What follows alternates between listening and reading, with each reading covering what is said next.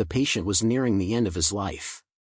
6 alien surgeons stood around the operating table, their translucent, glowing skin shifting in waves of blue and purple under the cold surgical lights. Their long limbs hovered cautiously above the instruments, unsure. The lead surgeon, Terex, folded his secondary limbs against his smooth, azure-colored torso, his 3 eye stalks fixed on the erratic vitals displayed on the holographic screen. The readings were all over the place, every second brought new alarms. The administrator's trilobed heart was failing, his oxygen levels plummeting, and his nervous system was sending confused signals to his organs. "We've done all we can," Vorian declared, his voice deep and steady but heavy. A wave of quiet agreement rippled through the team. The patient, a senior administrator from the Interplanetary Council, lay motionless beneath the glowing, transparent layers of surgical containment. His species, the Zolorians, were physiologically intricate with redundant systems, complex neural structures, and adaptive metabolic functions, an evolutionary marvel, but a nightmare for medicine when things went wrong. And things had gone terribly wrong. "We replaced the failing heart tissue," Andrus, the cardiology expert, reported, his voice strained with frustration. "The grafts are starting to integrate, but the immune system's response has become catastrophic. It's rejecting the synthetic grafts faster than we can compensate," Terex muttered, his eye stalks twisting to the immune suppression display. The rejection markers were off the charts. Even the most advanced suppression techniques couldn't slow the response. "The synthetic vascular stabilizers have failed," Zarin added, his long fingers tracing across the control panel. "Neural synchronization is failing. The autonomic system is falling apart. This is a total breakdown. Every attempt to stabilize one system has compromised another," Terex grumbled. "Even if we stabilize the heart, the nervous system can't regulate properly." The room fell silent. Zarin hesitated. "Should we notify the council? Start preparing the death report?" Terex exhaled sharply through his vending slits. He hated the thought of admitting defeat. The administrator wasn't just a political figure, he was the key to the ongoing negotiations between the Zolorians and the United Systems Coalition.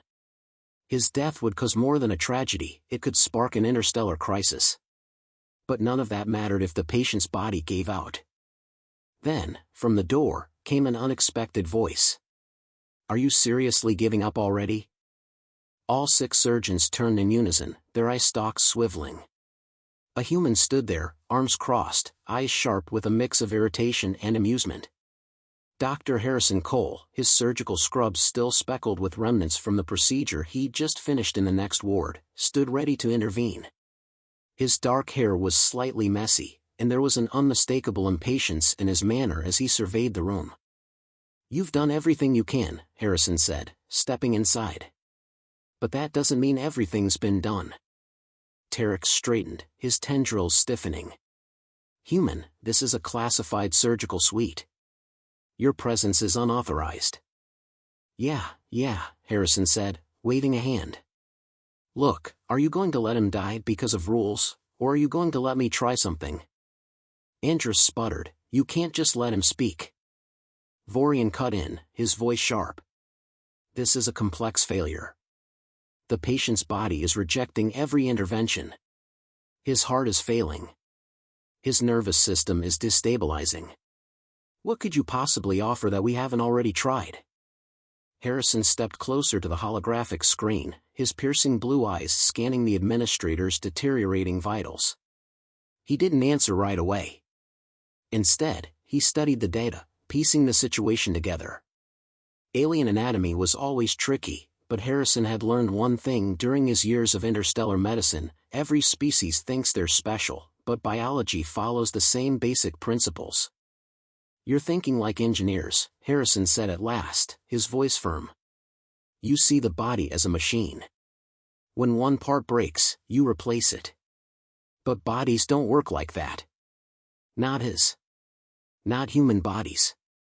Vorian's eye stalks twitched. "Explain." "His body isn't rejecting your grafts because they're faulty," Harrison said, pointing at the hologram. "It's rejecting them because you're working against his biology instead of with it. You're introducing foreign elements when you should be reinforcing what's already there. The team exchanged glances, uncertainty clouding their faces. Reinforcing how? Vorian asked. Harrison turned to face them. If his immune system is rejecting the synthetic tissues, we don't use synthetic. We grow what he needs from his own cells. Organic regeneration. A ripple of disbelief passed through the team. You're suggesting regenerative methods at this stage? Vorian asked. That could take weeks, and he's got minutes. Not if we accelerate the process, Harrison countered, a glint of determination in his eyes. Localized cellular stimulation, direct vascular integration, and hormone regulation. His body can regenerate the tissue quickly enough if we trick it into thinking it's an emergency response. Zaren's eye stalks twisted in alarm. That's reckless. If we lose control, it could trigger uncontrolled cell growth.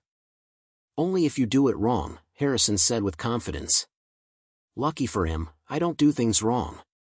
Terex hesitated. The human was brash and reckless, but there was something else in his voice, certainty, not arrogance. And besides, they had already exhausted every other option. Prepare the regeneration unit, Terex said finally, his voice reluctant but accepting. We'll assist you. But understand this, if you fail, the responsibility is yours. Fair enough, Harrison said with a shrug. Let's get to work. The room exploded into motion. Zaren adjusted the containment field while Andrus set up the cellular matrix. Harrison recalibrated the regeneration unit, adapting it from synthetic grafting to in vivo tissue engineering. He worked fast, isolating viable cardiac tissue from the administrator's failing heart and placing it into a culture medium. We'll use his own cells as the base, Harrison explained, moving quickly. Accelerate cell division with bioelectric stimulation. Grow the new tissue over the damaged areas using direct vascular integration. If we localize the immune suppression, we can prevent rejection. The alien surgeons murmured amongst themselves, clearly skeptical, but following his lead. We scaffold the new tissue directly onto the existing structures, Harrison said, positioning the regeneration unit over the patient's chest. He activated the unit, and the administrator's body twitched. The monitors flickered. The alien surgeons tensed, but the new tissue held. His heart output is stabilizing, Andrus reported, his voice tinged with disbelief. Immune markers are decreasing. The rejection response is neutralizing, Zaren added. Terex stared at the monitors in disbelief. This is unprecedented. Harrison exhaled, rolling his shoulders. Yeah, well, get used to it. The administrator's vitals were holding steady, the cardiac tissue was integrating, but Harrison knew this was just the beginning. The heart was stable, but the nervous system was still failing. Cardiac function is stabilizing, Zaren reported, his eye stalks twisting toward the vitals. But his secondary neural pathways are still out of sync. His body isn't recognizing the new heart as its own. Without reintegration of the nervous system, autonomic regulation will continue to fail, Vorian said, his tendrils tightening. Heart failure, respiratory failure, then total neural shutdown. Yeah, we get it, Harrison interrupted, already moving. He's not out of the woods yet. The administrator's species, the Zolorians, had a dual-layered nervous system, one for conscious thought and voluntary movement, and another for autonomic functions. The problem was that his brain still thought the heart was failing, even though the new tissue had integrated. His body's autonomic system hadn't caught up, and it was like a computer running two conflicting operating systems. What we need is to force a reboot, Harrison muttered. Vorian frowned. How do you propose we do that? We retrain his nervous system, Harrison said, tapping a control panel. We make it learn to communicate with the new heart, like physical therapy for an organ. Andrus hesitated. We tried neural stabilization earlier, and it failed. That's because you were trying to override the signals, Harrison replied. You can't force the body to accept something new. You have to make it think it's always been there. Terex's tendrils twitched with frustration. So you're proposing neural reconditioning? Exactly, Harrison said, setting up the neural interface. But we have to be careful. If we do this wrong, his brain might think the heart is still failing and shut it down permanently. A tense silence fell over the room. Then, reluctantly, Terex nodded. Proceed. The team went to work. Harrison positioned the neural interface over the administrator's brain stem, aligning it with the secondary nervous system clusters. He adjusted the stimulation parameters carefully, guiding the synchronization, rather than forcing it. We start with low-frequency bioelectric pulses, Harrison said, his hands steady. Then we increase them gradually to match his natural rhythm. Zarin monitored the administrator's metabolic levels. If his body perceives this as stress, it could trigger an emergency cascade. We'll go slow, Harrison said. We don't force a response, we coax one.